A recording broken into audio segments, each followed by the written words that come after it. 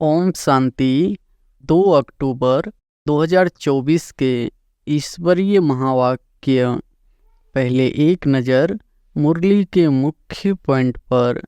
बाबा ने कहा, चित्र हाथ में हो, रघुनाथ का काला चित्र भी हो, गोरा भी हो, श्री कृष्ण का व श्री नारायण का चित्र गोरा भी हो, काला भी हो।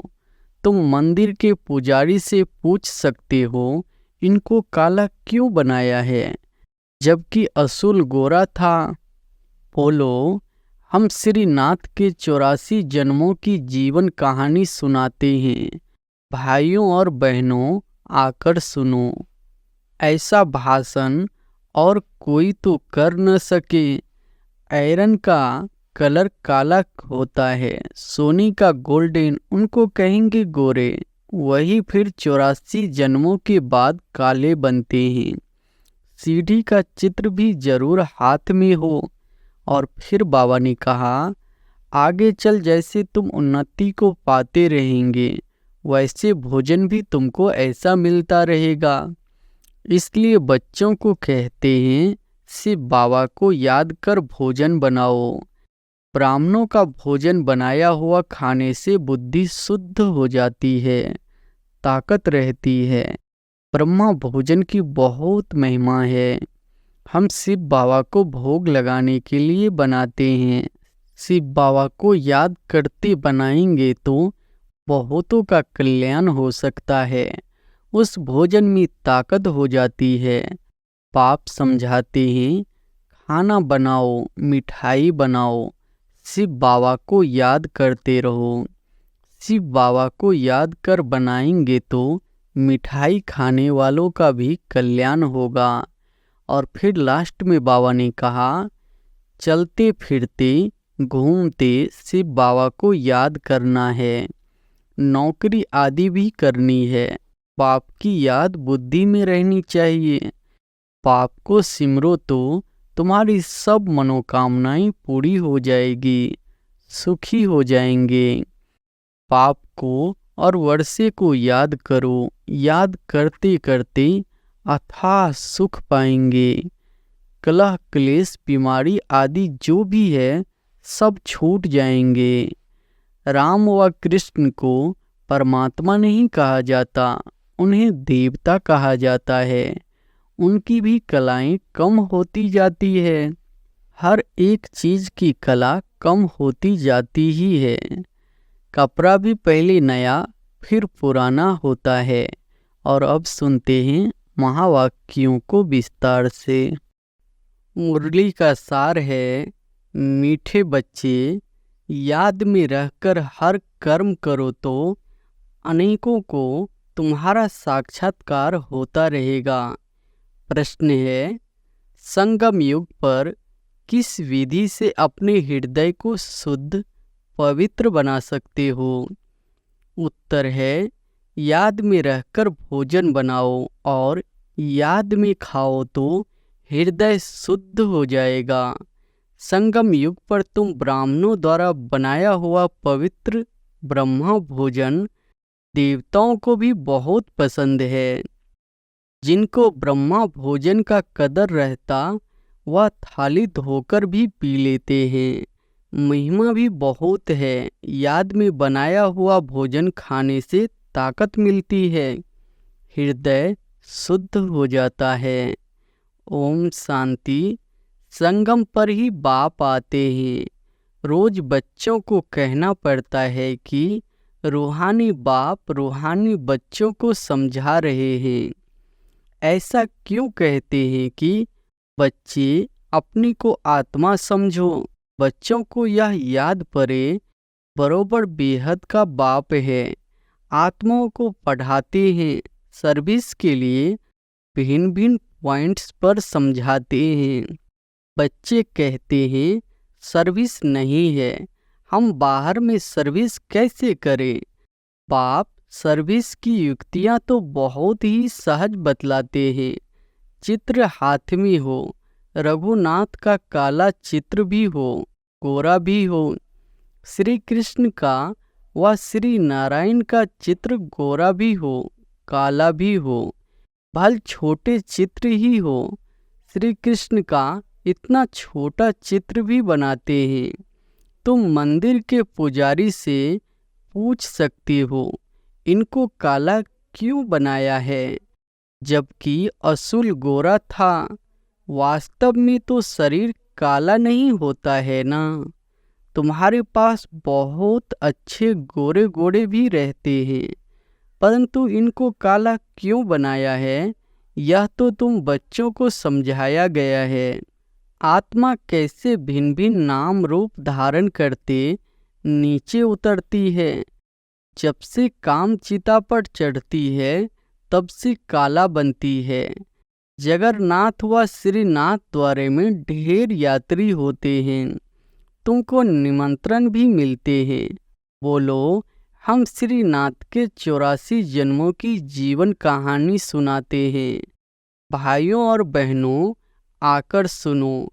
ऐसा भाषण और कोई तो कर न सके।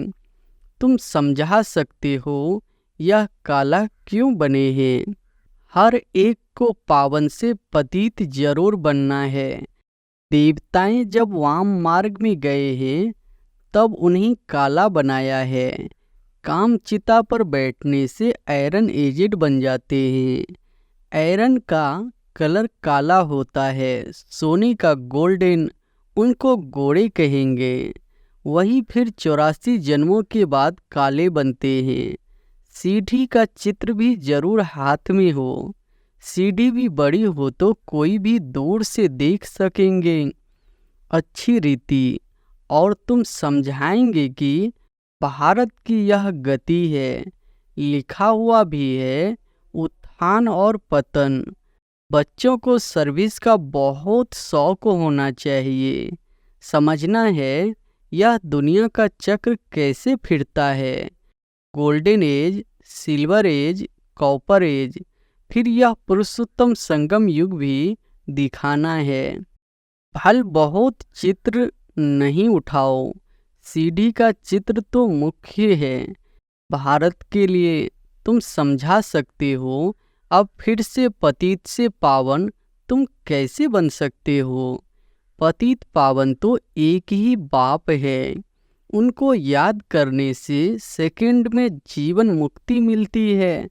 तुम बच्चों में यह सारा ज्ञान है, बाकी तो अब अज्ञान नींद में सोए हुए हैं। भारत ज्ञान में था तो बहुत धनवान था।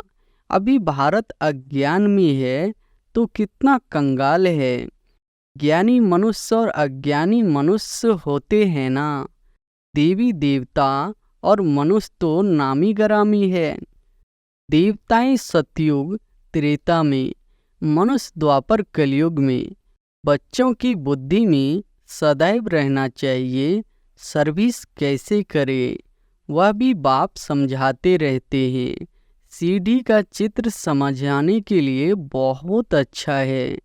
बाप कहते हैं गृहस्थ व्यवहार में रहो, शरीर निर्वाह के लिए धंधा आदि तो करना ही है, जिस्मानी विद्या भी पढ़नी है।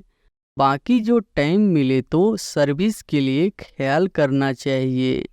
हम औरों का कल्याण कैसे करें। यहाँ तो तुम बहुतों का कल्याण नहीं कर सकते हो। यहाँ तो आते ही हो बाप की मुरली सुनने, इसमें ही जादू है। बाप को जादूगर कहते हैं ना। गाते भी है मुरली तेरी में है जादू। तुम्हारे मुख से जो मुरली बजती है उसमें जादू है। मनुष्य से देवता बन जाते हैं। ऐसा कोई जादूगर होता नहीं सिवाय बाप के। गायन भी है मनुष्य से देवता किए करत न लागी वार। पुरानी दुनिया से नई दुनिया होनी जरूर है। पुरानी का विनाश भी जरूर होना है। इस समय तुम राजयोग सीखते हो तो जरूर राजा भी बनना है। अभी तुम बच्चे समझते हो 84 जन्मों के बाद फिर पहला नंबर जन्म चाहिए, क्योंकि वर्ल्ड की हिस्ट्री ज्योग्राफी रिपीट होती है। सतयुग त्रेता जो भी होकर गया सो फिर रिपीट होना है जरूर। तुम यहाँ बैठे हो तो भी बुद्धि में यह याद करना है कि हम वापिस जाते हैं, फिर सतो प्रधान देवी देवता बनते हैं, उनको देवता कहा जाता है। अभी मनुष्यों में दैवी गुण नहीं है तो सर्विस तुम कहाँ भी कर सकते हो, कितना भी धंधा आदि हो, गृहस्थ व्यवहार में रहते भी कमाई करते रहना है। इसमें मुख्य बात है पवित्रता की, प्यूरिटी है तो पीस प्रॉस्पर्टी भी है।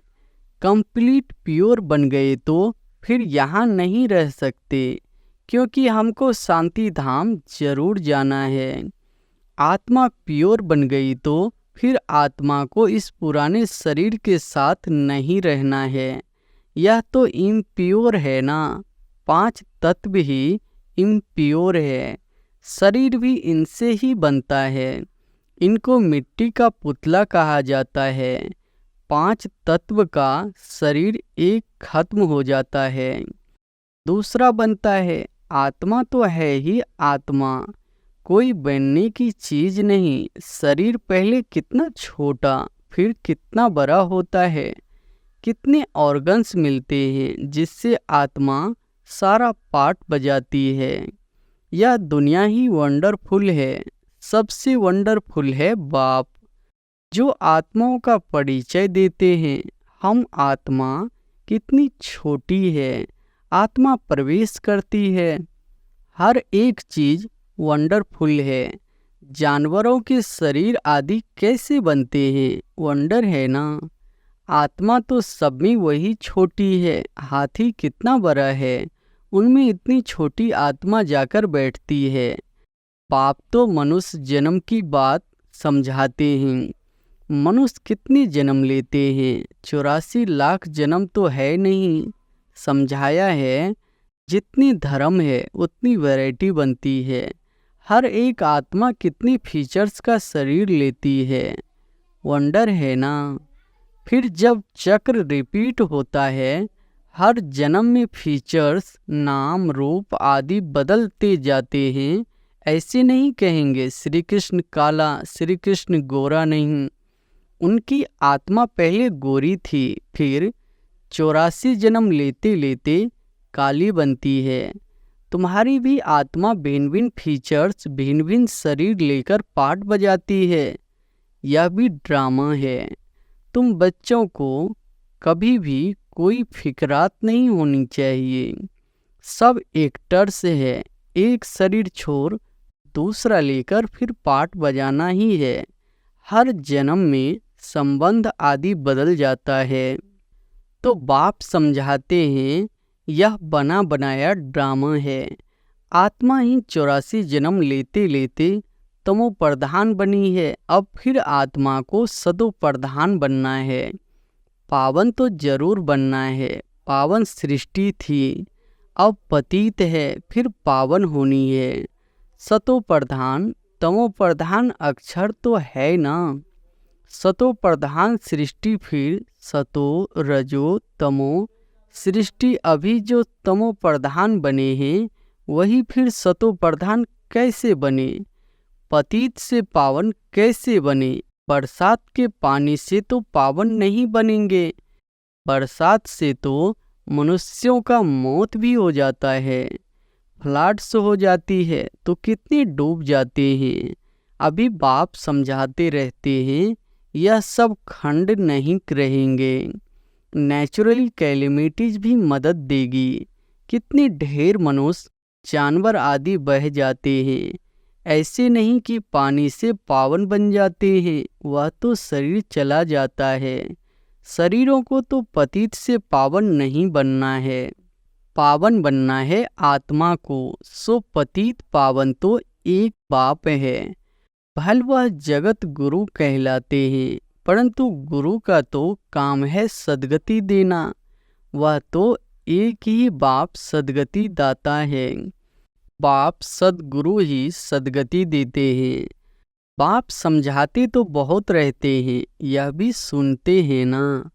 गुरु लोग भी बाजू में शिष्य को बिठाते हैं सिखलाने के लिए।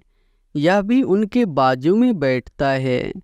बाप समझाते हैं तो यह भी समझते होंगे ना।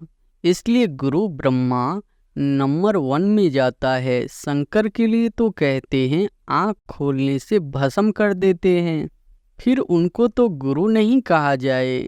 फिर भी बाप कहते हैं बच्चों मामिकम याद करो। कई बच्चे कहते हैं इतने धंधे दौड़ी की फिक्रात में रहते हम अपने को आत्मा समझ बाप को कैसे याद करें। बाप समझाते हैं भक्ति मार्ग में भी तुम हे ईश्वर हे भगवान कह याद करते हो ना। याद तब करते हो जब कोई दुख होता है। मरने समय भी कहते हैं राम राम बोलो। बहुत संस्थाएं हैं जो राम नाम का दान देती है। जैसे तुम ज्ञान का दान देते हो वह फिर कहते राम बोलो राम बोलो। तुम भी कहते हो शिव बाबा को याद करो। वह तो शिव को जानते ही नहीं, ऐसे राम राम कह देते हैं। अब यह भी क्यों कहते हैं कि राम कहो जबकि परमात्मा सब में है। बाप बैठ समझाते हैं राम व कृष्ण को परमात्मा नहीं कहा जाता, उन्हें देवता कहा जाता है। उनकी भी कलाएं कम होती जाती है। हर एक चीज की कला कम तो होती ही है। कपड़ा भी पहले नया फिर पुराना होता है। तो बाप इतनी बातें समझाते हैं। फिर भी कहते हैं मेरे मीठे मीठे रूहानी बच्चों अपने को आत्मा समझो, सिमर सिमर सुख पाओ। यहाँ तो दुख धाम है। बाप को और वर्षे को याद करो। याद करते करते अथाह सुख पाएंगे। कल कलेश बीमारी आदि जो भी है सब छूट जाएंगे। तुम 21 जन्मों के लिए निरोगी बन जाते हो। कल कलेश मिटे सब तन के, जीवन मुक्ति पद पाओ। गाते हैं परंतु एक्ट में नहीं आते हैं। तुमको बाप प्रैक्टिकल में समझाते हैं। बाप को सिमरो तो तुम्हारी सब मनोकामनाएं पूरी हो जाएगी, सुख हो जाएंगे। मोचरा खाकर मानी टुकड़ा खाना, सजा खाकर रोटी का टुकड़ा खाना अच्छा नहीं है। सबको ताजी रोटी पसंद आती है। आजकल तो तेल ही चलता है, वहाँ तो घी की नदियाँ बहती है। तो बच्चों को बाप का सिमरन करना है। बाबा ऐसे भी नहीं कहते यहाँ बैठकर बाप को याद करो, नहीं। चलते फिरते घूमते शिव बाबा को याद करना है। नौकरी आदि भी करनी है। बाप की याद बुद्धि में रहनी चाहिए। लौकिक बाप के बच्चे नौकरी आदि करते हैं तो याद रहता ही है ना। कोई भी पूछेगा तो झट बताएंगे हम किसके बच्चे हैं। बुद्धि में बाप की प्रॉस्पर्टी भी याद रहती है। तुम भी बाप के बच्चे बने हो तो प्रॉपर्टी भी याद है। बाप को भी याद करना है और कोई से संबंध नहीं। आत्मा में ही सारा पाठ नोंदा हुआ है जो इमर्ज होता है। इस ब्राह्मण कुल में तुम्हारा जो कल्प कल्प पाठ चला है वही इमर्ज होता रहता है। बाप समझाते हैं खाना बनाओ, मिठाई बनाओ, शिव बाबा को याद करते रहो। शिव बाबा को याद कर बनाएंगे तो मिठाई खाने वालों का भी कल्याण होगा। कहाँ साक्षात्कार भी हो सकता है, ब्रह्मा का भी साक्षात्कार हो सकता है। शुद्ध अन्न पड़ता है तो ब्रह्मा का, श्री कृष्ण का, शिव का साक्षात्कार कर सकते हैं। ब्रह्मा है यहाँ, ब्रह्मा कुमारी कुमारियों का नाम तो होता है ना। बहुतों को साक्षात्कार होते रहेंगे क्योंकि बाप को याद करते हो ना। बाप युक्तियाँ तो बहुत ही बताते हैं, वह मुख से राम राम बोलते हैं। तुमको मुख से कुछ बोलना नहीं है। जैसे वह लोग समझते हैं गुरु नानक को भोग लगा रहे हैं। तुम भी समझते हो हम शिव बाबा को भोग लगाने के लिए बनाते हैं। शिव बाबा को याद करते बनाएंगे तो बहुतों का कल्याण हो सकता है। उस भोजन में ताकत हो जाती है, इसलिए बाबा भोजन बनाने वालों को भी कहते हैं शिव बाबा को याद कर बनाते हो। लिखा हुआ भी है शिव बाबा याद है। याद में रहकर बनाएंगे तो खाने वालों को भी ताकत मिलेगी, हृदय शुद्ध होगा।